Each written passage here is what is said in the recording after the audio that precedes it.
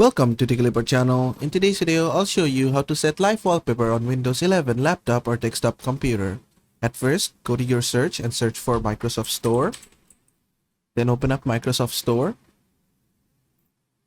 In Microsoft Store, just search for Lively, Lively. Then go to the first one, Lively Wallpaper. And then click on Install. Then just wait, it will download and install itself. Then after it has been downloaded, click on Open.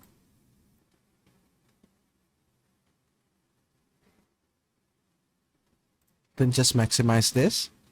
Then just select any of the wallpapers from here. For example, I'm going to select this one. Then just go to your desktop and you'll find the wallpaper here. And that is how to set live wallpaper on Windows 11 laptop or desktop computer. I hope this video was helpful. If it was, please give it a thumbs up and don't forget to subscribe.